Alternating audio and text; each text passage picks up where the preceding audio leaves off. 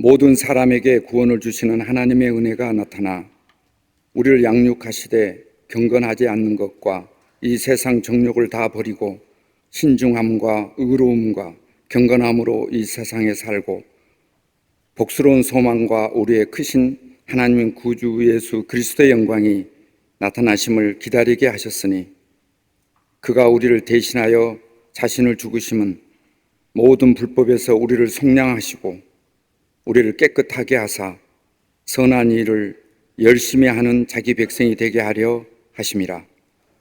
너는 이것을 말하고 권면하며 모든 권위로 책망하여 누구에게서든지 업신여김을 받지 말라. 아멘.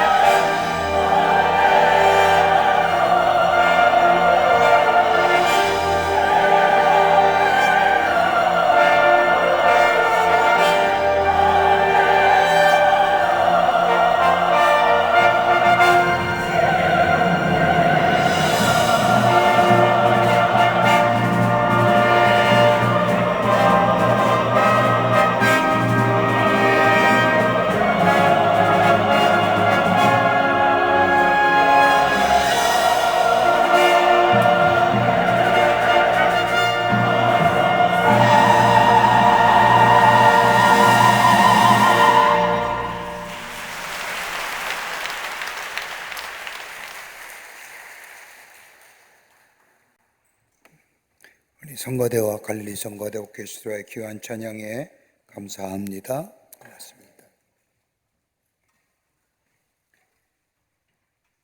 사람들이 삶을 살아가는 모습을 보면 나름대로의 세계관을 가지고 자신의 삶을 살아간다 할 것입니다. 그런 세계관을 가만히 들여다보면 아마 세 가지 것으로 나누어서 볼 수가 있습니다. 하나는 운명 중심적 세계관입니다. 이러한 세계관은 농경시대 더 나아가 봉건사회 속에서 발전해온 세계관입니다. 하늘만 바라보며 살아가는 세계관, 열심히 노력하면 무엇합니까? 다 하늘의 뜻이지요라고 얘기하며 하늘에 운명을 맡기고 미래를 맡기며 사는 인생입니다. 우리나라 말 가운데도 이런 운명론적인 세계관을 반영한 말이 있지요. 팔자소관이라. 내 타고난 팔자가 그래 라고 이야기하는 사람, 이런 사람들의 삶의 모습은 무기력한 인생으로 살아가기가 쉽습니다. 게으른 인생으로 전락되기가 쉽지요. 두 번째 세계관은 율법주의적 세계관입니다.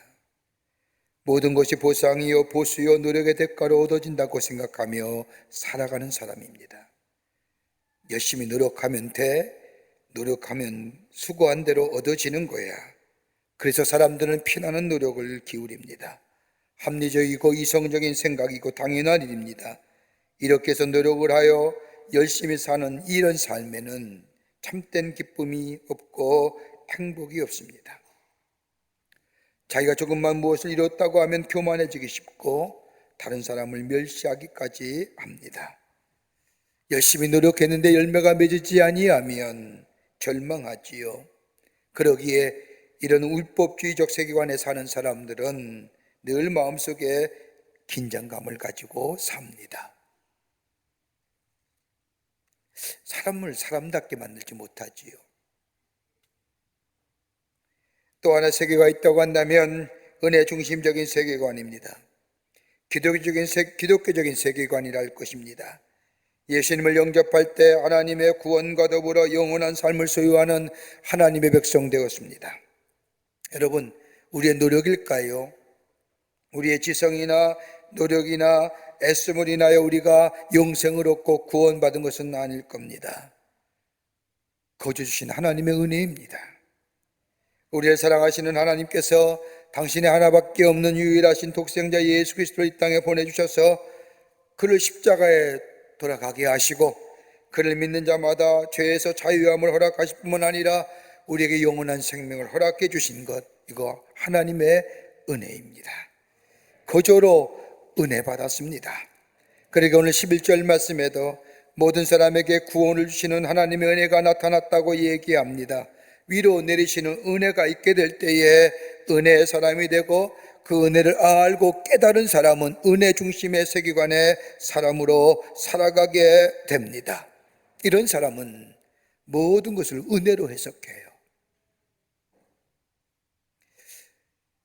여러분, 성경 가운데 은혜의 대표적인 사람을 든다고 한다면 우리는 서슴없이 바울이라는 사람을 들을 수 있을 겁니다. 바울은 은혜를 신학적으로 정립했고 복음을 은혜의 의미로 해석해서 은혜는 거저 주시는 것이 행함으로 주는 것이 아니라 우리의 구원은 거저 받은 것이 행함으로 구원받은 것이 아니라 거저 주신 하나님의 은혜라 하여 나의 나아된 것은 하나님의 은혜, 하나님은 거저 주시기에 그 은혜는 선물이라고 이야기했던 은혜에 대해서 새롭게 신학적으로 해석했던 사람이 바울입니다. 자신의 삶을 뒤돌아보면서 나의 나아된 것은 하나님의 은혜라 얘기했던 사람, 그는 출생부터가 하나님의 은혜였다고 합니다. 그가 고백하기를 나는 길리기아 다소에서 태어났는데 그 역사적인 순간에 길리기아 다소에서 특별히 이방 땅에서 태어난 것 그 자체가 하나님의 은혜라고 이야기합니다. 왜냐하면 하나님이 자신을 부르셔서 이방인의 사도가 되기 위해서 하나님께서 나를 다소에서 태어나게 하셨다는 겁니다. 그런가 하면 하나님의 오래 참아주심이 은혜라고 얘기합니다. 하나님의 인내 속에 내가 있음을 모르고 있었다고 고백하며 내가 잘못했을 때, 내가 범죄했을 때 우리 하나님이 그대로 심판하셨더라면 나는 그 자리에서 죽어야 할 것인데 하나님의 오래 참으심이 오늘 나로 하여금 이 자리에 있게 하였다고 얘기하며 이것 또한 은혜라 말합니다. 더 나아가 하나님의 자녀로 불러주셨다는 그 자체가 은혜라는 겁니다.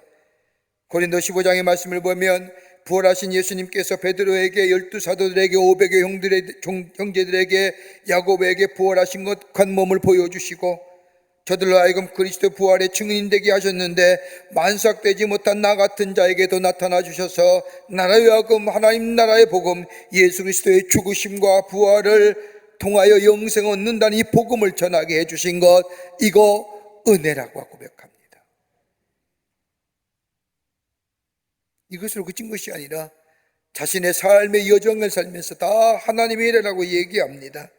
내가 환난을 당할 때에, 내가 고난을 당할 때에, 내가 곤고함을 겪을 때에, 예수의 이름으로 매 맞을 때에도 다 은혜일 뿐만 아니라 내 안에 육체의 가시, 아픔, 그 병 때문에 늘 쓰러지지만 이것조차 하나님의 은혜라고 고백합니다. 왜냐하면 이것으로 인하여 내가 겸손할 수 있고 교만하지 않으며 다른 사람의 아픔과 형편을 돌아볼 수 있으며 하나님만을 의지하며 하나님의 사람으로 굳게 서도록 하나님께 나아가게 하시는, 나만에게만 주신 하나님의 은혜라 고백하며 이 은혜에 감사하는 것을 보게 됩니다. 그러기에 나의 나아된 것은 하나님의 은혜라고 하는 겁니다. 하나님 믿는 믿음 안에 사는 사람에게는 은혜를 선물로 주신다는데, 이 은혜는 보편적인, 은혜는 몇 가지 성격이 있습니다. 하나는 은혜의 보편성이라는 겁니다. 모든 것이 선물이라고 생각합니다. 부모님의 사랑을 받을 때 이것은 내가 수고해서 받은 것이라고 생각하는 사람은 그 사랑이 아무런 의미로 다가오지 못합니다. 여러분, 남편과 아내의 관계도 아내의 사랑을 받을 때 이건 내가 돈을 갖다 주기에 내가 아내가 날 사랑한다 이러면 그 가정은 문제가 있는 거죠. 믿음으로 사는 사람에게는 은혜가 있습니다. 은혜를 알기에 모든 것이 선물이라고 생각합니다. 내게 주어진 건강도, 재물도, 자녀도, 아름다운 아내와 듬직한 남편 모두가 다 하나님이 내게 주신 선물, 은혜라고 생각하면 그저 감사하며 감격하며 살아갑니다. 이것이 은혜 중심적인 세계관을 가진 사람들의 모습입니다. 또 하나 있습니다. 은혜를 은혜로 깨닫는 자에게 은혜가 있다는 겁니다. 세상에 은혜 받지 않는 사람이 어디 있습니까? 가만히 생각해 보십시오. 은혜 아니고는 우리의 삶의 자체가 존재하지 못합니다. 근데 은혜를 모르고 삽니다. 은혜는 은혜 아는 자에게만 은혜가 된다는 사실입니다. 그런데 이 은혜를 알게 하는 조건이 있습니다.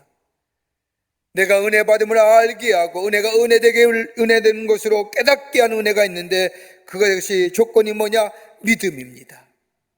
믿음이 있어야만이 은혜가 되고 믿을 수가 있습니다.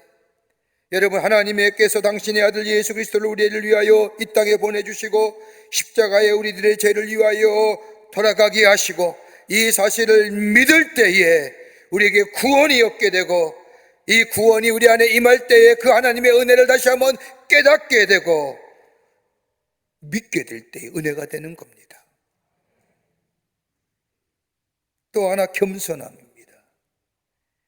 겸손한 자에게 은혜가 은혜됨을 깨닫게 됩니다. 겸손함은 다른 것이 아닌 십자가의 사랑을 깨닫게 될 때에 우리 안에 겸손함이 생겨지고, 이 겸손함 우리로 하여금 은혜를 깨닫게 합니다. 여러분 한번 생각해 보십시오. 부부간에 나보다 남편이 낫다라고 말할 때와 내 남편은 무능해, 그러게 내가 남편보다 낫다는 거와 어느 게 나을까요? 내가 낫지? 이게 좋을까요? 아니면 내 남편이 나보다 낫다고 얘기할 때 은혜가 되고, 이 말을 듣는 사람에게도 은혜가 되고, 나와 가장 가까운 사람에게도 은혜가 되고, 이 고백은 더 친밀한 관계를 만들어내는 거 아닙니까? 그래도 내가 저 인간보다 낫지라고 이야기하면 깨지는 거예요. 가정의 평화가 깨지는 거예요.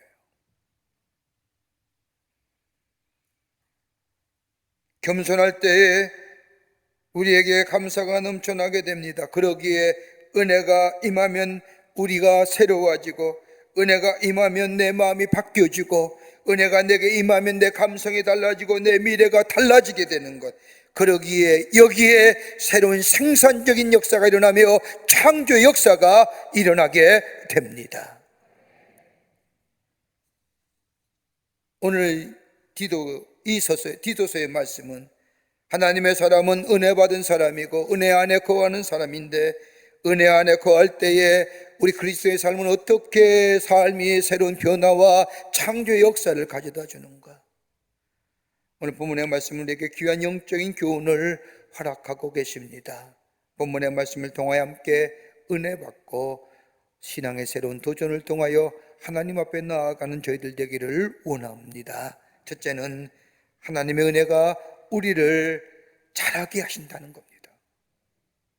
본문의 말씀을 보면 12절에 우리를 양육하시되 경건치 않은 것과 세상의 정욕을 다 버리고 근심함과 의로움과 경건함으로 이 세상을 살게 한 하나님의 은혜가 우리 가운데 있으면 그 은혜가 우리를 자라나게 하시는데, 양육하게 하시는데, 어떤 면으로 양육하시느냐? 첫 번째는 뭐예요? 분별하게 하신다는 거예요. 경건치 않은 것과 세상의 정욕을 버리게 하신다는 겁니다. 여러분, 위로부터 내리시는 하나님의 은혜가 우리 안에 있어지면 우리는 경건함과 더불어 경건치 않은 것을 구별하게 하실 뿐만 아니라 하나님이 원하시고 원치 않는 일, 하나님의 의로움과 불의함을 구별하며 또 분별하며 살아가는 하나님의 사람이 된다는 겁니다. 한번 보세요. 하나님이 거저주시는 선물의 은혜를 받고 보니 하나님의 사랑이 내 마음에 느껴집니다. 체험되어집니다. 저 십자가를 바라볼 때마다 예수님께서 나를 위해 당하신 고통, 그 사랑이 내 마음 깊이 인 곳에 자리 잡습니다. 그리고 나의 죄된 모습을 자유하시기 위하여 하나님의 사랑이 나타나신 바 된 더 십자가, 그러기에 나를 정결케 하시고 나를 깨끗게 하시고 나를 의로 덧입혀 주신 저 십자가를 바라볼 때마다 정욕적이고 육체적인 것, 경건치 않은 것, 무엇인지 옳고 그름이 분명하게 확연하게 나누어집니다. 여러분, 시편, 우리가 잘 알고 있는 시편 1편 말씀을 보면 1절에 복 있는 사람은 악인들의 꾀를 따르지 아니하며 죄인들의 길에 서지 아니하며 오만한 자리에 앉지 아니하고 여호와 율법을 주하러 묵상하는 자로다. 여러분, 질문 한번 던져보시지요. 왜 예수 믿는 사람은 저 오만한 자리에, 악인의 꾀를 따르지 아니하고 죄인의 길에 서지 아니하고 오만한 자리에 앉지 않는 이유가 어디 있을까요? 벌 받을까 봐요? 아니에요. 여러분, 저 악인과 죄인과 오만한 자들의 삶의 궁극적인 가치가 뭘까요? 자신의 유익함 아닐까요? 얼마만큼 다른 사람에게 이용하여 자신의 유익을 취할까? 그러기에 악인이고 그러기에 죄인이고 그러기에 오만한 자라고 얘기하는 거 아닐까요? 그런 반면에 우리를 향하여 복 있는 자라고 하는 것이 뭘까요? 저들이 추구하는 이익이, 저들이 갖고자 하는 돈, 물질, 세상의 것들, 그것보다 우리는 하나님의 은혜 안에 있기에, 하나님의 은혜가 저들의 요구하는 것보다 더 크고 놀랍기에 우리는 저들의 꾀를 쫓아가지 아니하며 저들의 길에 서지 아니하며 저들의 자리에 앉지 아니한 이유가 여기 있는 겁니다. 왜요? 내게 주신 하나님의 은혜가 더 저들 것보다 크기 때문에.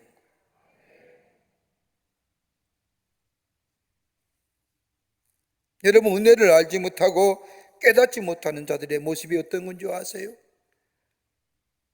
정욕적이에요. 이기적이에요. 육체의 쾌락에 매여 사합니다. 언제나 자기중심적이에요. 물질지향적이에요. 여러분, 내가 땀 흘려 내 안에 소득이 가져지고 내 안에 생산이 있어지는 게 뭐예요? 내가 땀 흘린다고 이루어질까요? 여러분, 우리 주변에 가만히 보십시오. 아침에 일찍 일어나 저 일터에 나가 하루 온종일 일해도 저녁 때는 빈손으로 들어온 자가 얼마나 많아요. 하나님이 주셔야만이 가능한 거예요. 하나님이 주시는 게 그 자체가 은혜예요. 내게 땀 흘려 돈 벌 능력을 주신 것도 하나님의 은혜고, 내게 건강 주신 것도 하나님의 은혜고,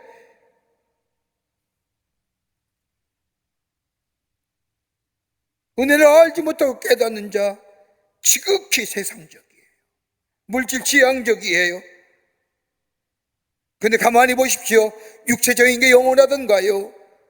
자꾸 낡아지고 늙어가지 않습니까? 물질이요, 머물러 있으면 내 손에 잡고 있으면 좋을 터인데 자꾸만 사라지는 게 물질이에요. 세상의 권력과 지위와 명예 어느 땐가는 내려와야 돼요.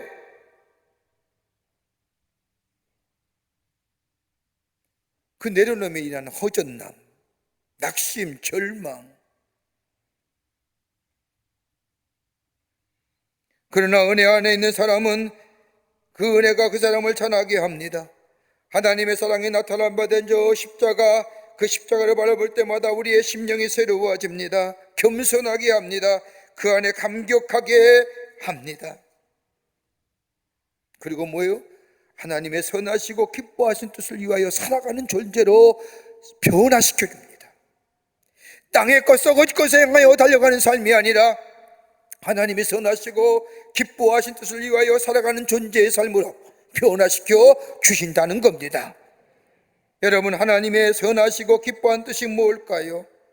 그것을 살아가기 위해서 하나님의 사람으로 만들어 주신다고 하는데 오늘 본문의 말씀은 세 가지로 얘기합니다. 하나는 뭐냐? 건전한 마음이에요. 여기는 근신함이라고 얘기합니다. 분별력이 있습니다. 자제력이 있습니다. 내 육체적이고 감각적인 욕망을 통제할 수 있습니다. 하나님 은혜가 내 안에 있으면 그 은혜가 나를 매일 새롭게 하며 내 삶을 돌이켜 회개케 하시며 그 은혜가 나의 삶의 방향을 나 중심의 삶의 방향으로 이끌어가는 것이 아니라 하나님의 방향으로 하나님이 원하시는 삶으로 내 삶을 이끌어가게 만들어줍니다. 근신함. 그러기에 다윗은 시편 16편 7절에 나를 훈계하신 여호와를 송축할지라 밤마다 내 심장이 나를 교훈하도다라고 얘기합니다. 나를 깨우쳐 주시는, 분별하게 하시고 자제하시고 내 욕망을 통제케 해주시고, 뭐가 은혜가 있을 때에 또 하나 있습니다. 더 나아가 의롭게 살게 하신다는 겁니다. 여기서 말하는 의로움이란 인간을 대하는 태도를 얘기합니다. 헬라 원문을 보면 무시하지 않는 겁니다. 차별하지 않는 겁니다. 다르보는 하여 규별하지 않는 겁니다. 하나님의 형상대로 지음받은 하나님의 사람으로 보고 존귀하고 고귀한 자로 대합니다. 멸시하지 않습니다. 또 하나, 은혜가 내게 있으면 하나님이 기뻐하시고 온전한 뜻을 이루게 하시는데 경건하게 하신다는 겁니다. 하나님의 사람으로 존귀히 여기고 하나님의 자녀로 귀하게 여기며 살아가게 하신다는 겁니다. 여러분, 상경책을 끼고 하나님 전에 나와 예배해서 경건한 것이 아니라 내 삶에 저 세상의 사람과 구별된 자로 내 안에 하나님의 은혜가 있고 하나님의 살아계심이 있고 하나님의 인도하심을 믿고 그 삶에 따라 살아가는 삶, 구별된 자의 삶을 사는 거예요.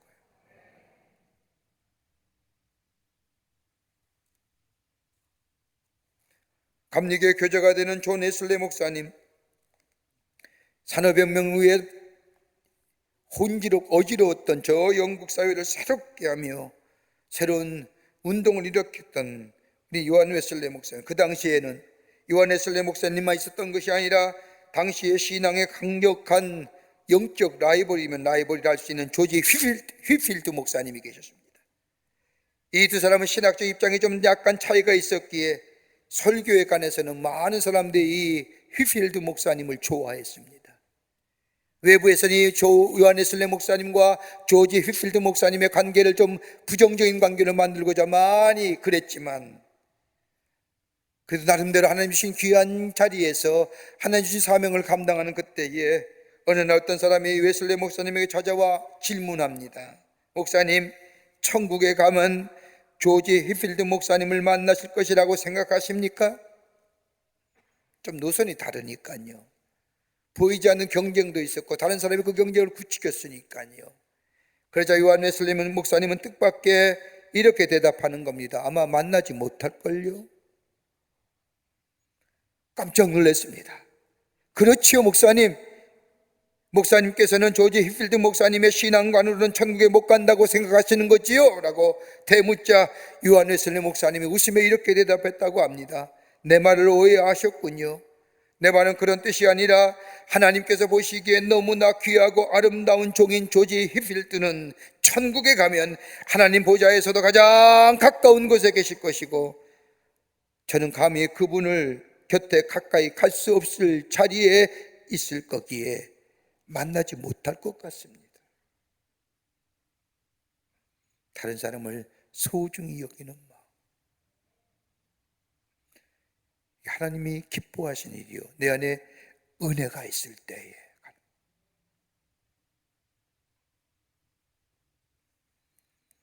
두 번째는 은혜는 소망을 더욱 굳건하게 해 주십니다는 거예요. 은혜는 소망을 더욱 굳건하게 하십니다. 오늘 디도서 2장 13절의 말씀을 보면 복스러운 소망과 우리의 크신 하나님 구주 예수 그리스도의 영광이 나타나심을 기다리게 하셨으니 라고 얘기합니다. 이 복스러운 소망, 하늘의 기업을 바라보고 하늘의 소망을 가지고 살게 하는 것, 바로 은혜가 우리 안에 있을 때에 가능케 하다는 겁니다. 지금의 삶에 만족하지 아니하고 다가올 미래의 하늘의 영광에 참여하는 것을 바라보며 사는 그리스도인의 삶, 그리스도의 영광이 나타나심을 기다리는 삶. 그러기에 사도 베드로는 이 모습을 가리켜 뭐요? 살아있는 소망, 리빙 호프라고 얘기해요. 살아야 이제 삶의 목적을 두지 않습니다. 다가올 삶의 목적을 둡니다. 그러기에 지금 우리가 살고 있는 이 세상은 나그네 삶이라고 생각합니다. 여러분, 성경에 나오는 수많은 믿음의 선각자들 보십시오. 믿음의 선인들 보십시오. 저들 모두가 다 장차스러운 복음, 복스러운 소망을 바라보며 예수 그리스도의 영광이 나타나심을 바라보며 살았던 사람. 그러기에 저들이 그런 삶을 살기에 가능했던 것은 저들 가운데 임했던 하나님의 은혜가 저들 가운데 있었기에 가능했다는 겁니다. 여러분, 초대교회 성도들 보세요. 환난과 핍박 가운데 어떻게 저들이 신앙 지킬 수 있었을까요? 다름 아닌 다가올 복스러운 소망을 바라보았기 때문입니다. 어려움과 역경과 환난 가운데서도 다가올 저 복스러운 소망, 살아있는 소망, 예수 그리스도의 십자가의 죽으심과 다시 부활하심에 이로 인하여 우리에게 없어진 이 복스러운 소망이 내 삶의 어려움과 역경과 환난을 능히 감당하게 하시고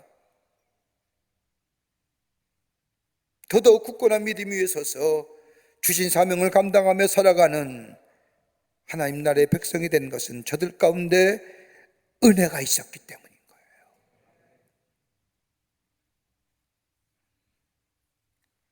거예요. (1930년대) 미국의 큰 공황이 찾아왔을 때입니다. 법률가이며 무신론자이며 무정부주의자였던 글래넌스 데루라고 하는 사람이 미국의 경제공황에 처하게 되자 자기의 무신론과 무정부주의를 많은 사람에게 전할 기회가 됐다고 생각합니다. 그래서 그는 강연할 때마다 여러분이 이 사태를 보십시오. 하나님이 살아계신다면 이 어려운 상황을 우리에게 주시겠습니까? 우리가 다 모든 것을 잃어버리고 있는 것만 보아도 분명히 하나님은 아니 계십니다. 정부를 비판하며 무신론, 자기의 신념을 많은 사람에게 알리려고 합니다.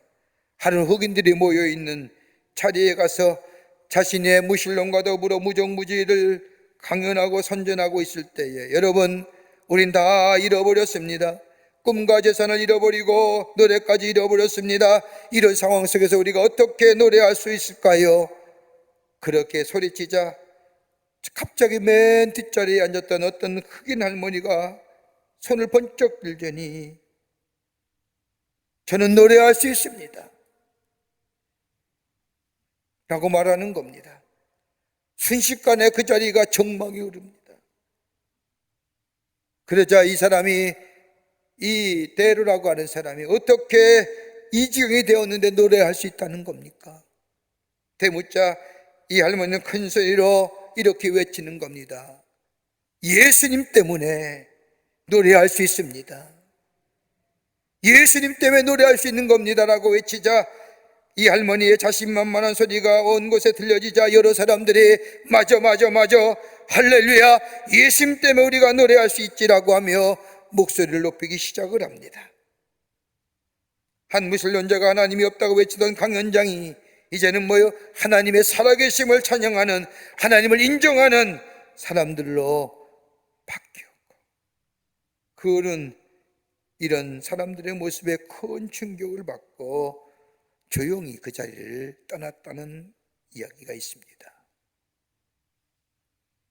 시편 기자는 시편 40편 3절 말에 말씀합니다. 새 노래 곧 우리 하나님께 올릴 찬송을 내 입에 두셨으니 많은 사람이 보고 두려워하여 여호와를 의지하니할지이다. 여호와를 의지하리로다.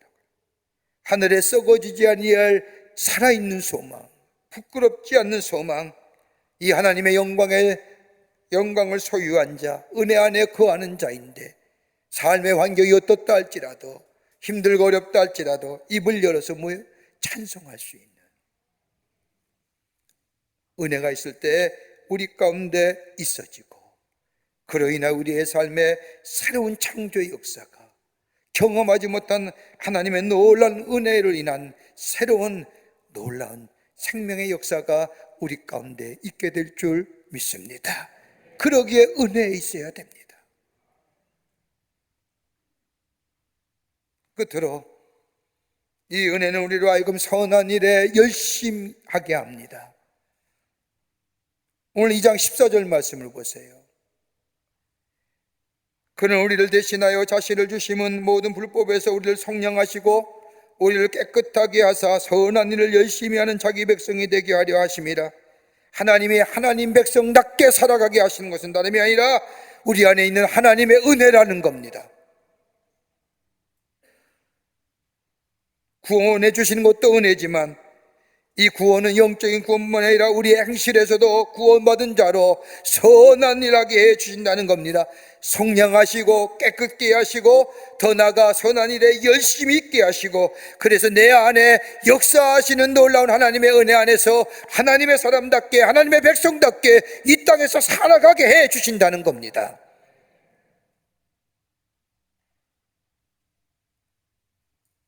은혜로 세상의 정욕과 경건치 않은 것과 경건함과 구별하게 하시고, 근심과 어려움과 경건함으로 이상 속에서 살게 하실 뿐만 아니라 복스러운 소망, 썩어지 않는 소망을 가지고, 저 하늘나라의 소망을 가지고 살아가게 할 뿐만 아니라 하나님의 은혜가 우리 안에 있으면요, 이 땅에 살면서 내가 하나님의 백성답게 살아가게 해 주신다는 거예요.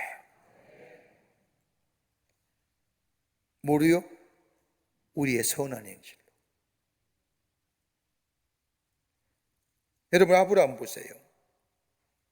우리는 아브라함을 이야기할 때마다 축복의 조상이요, 믿음의 조상이요, 열국의 아비라고 이야기합니다. 하나님이 그렇게 만들어 주셨어요. 거저된 거 아닙니다. 그에게 믿음이 있었습니다. 하나님의 말씀에 대한 절대적인 믿음과 그의 믿음에 따른 순종이 그에게 있었습니다. 여러분, 히브리서 11장 13절 이하의 말씀을 보면 아브라함에 관해서 히브리서 기자는 이렇게 얘기합니다. 다 믿음을 따라 죽었으며 약속을 받지 못하였으되 그것들을 멀리서 보고 환영하며 또 땅에서는 외국인과 나그네로 증거하였으니. 여러분, 아브라함이 하나님의 부르심을 받아서 고향 땅 친척과 아비의 집을 떠난 때 하나님 뭐라고 약속하셨어요? 하늘의 별과 같이 바닷가의 모래와 같이 해주겠다고 약속하셨어요. 그런데 여러분, 일평생 그 약속을 붙잡고 나그네 인생을 살아요. 하나님이 인도하시는 대로 따라가다가 밤이 늦으면, 저녁이 되면 장막을 치고 그 안에 거하며 아침에 일어나면 다시 하나님 앞에 제사를 드리고 예배를 드리고 장막을 걷어서 나그네 길을 걸어갑니다. 평생 그렇게 걸어갑니다. 그런데 그 인생이 마칠 때에 하나님이 약속하신 것처럼 하늘의 별과 같이 바다와의 보래와 같이 만들어 주셨나요? 단락 하나예요, 이상. 비록 인생의 나그네 삶이었지만은 그는 하나님의 약속을 바라보며 더 좋은 본향을 소망하며 부끄럽지 않는 살아있는 소망을 가지고 살아.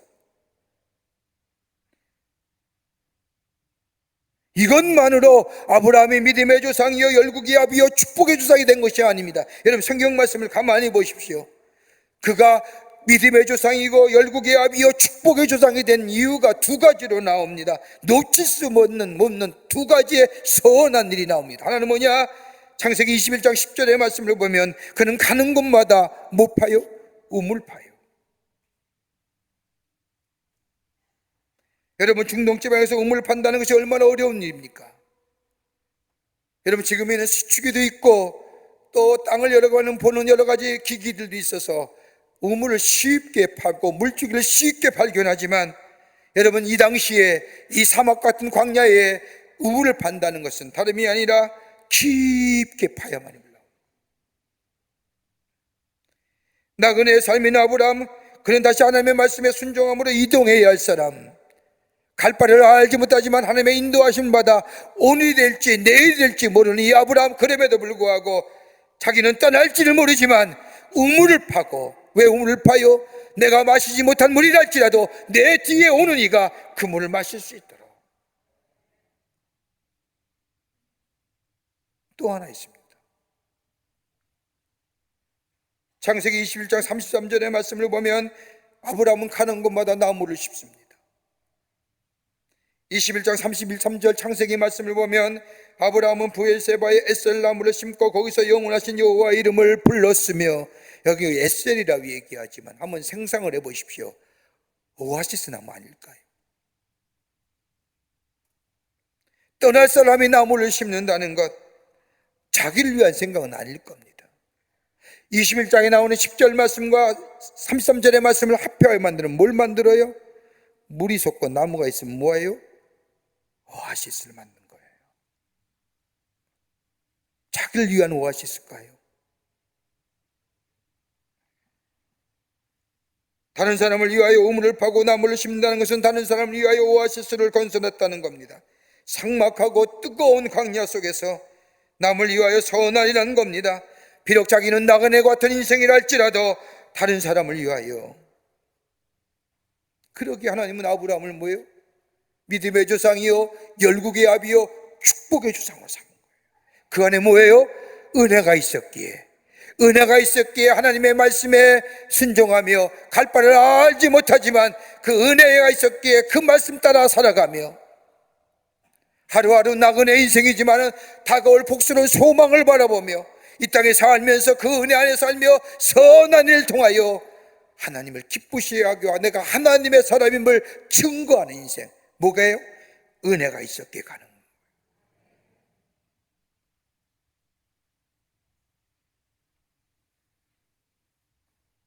여러분, 은혜를 받으면 기쁨이 넘치지요.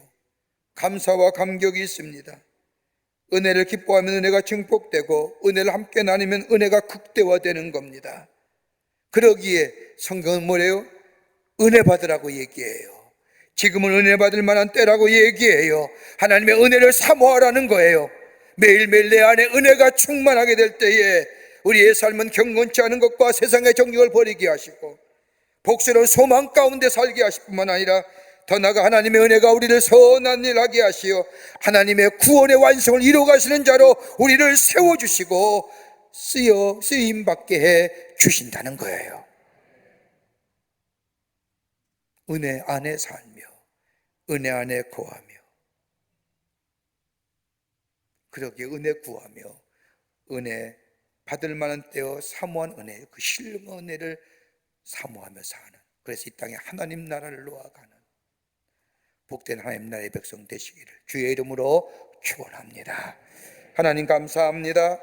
저희들 주께서 사랑해 주셔서 하나님의 자녀, 하나님의 백성 삼으시는 은혜 감사합니다.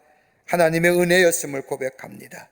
그 은혜가 내 안에 넘쳐나게 하셔서 은혜 속에서 경건치 않은 것과 경건한 것을 구별하게 하시고 복스러운 소망 가운데 살게 하여 주시며 선한 행위를 통하여 이 땅에 하나님 나라를 이루어가는 저희들로 주께서 삼아주셔서 새로운 생명의 역사, 창조의 역사를 놓아가는 저희들로 주께서 삼아 주시옵소서. 은혜 받을 만한 때입니다. 은혜가 필요한 때입니다. 그 은혜 안에 구하고 받고 감격하여 살아가 이 땅에 하나님 나라를 놓아가는 저희들로 복된 삶으로 삼아 주시옵소서.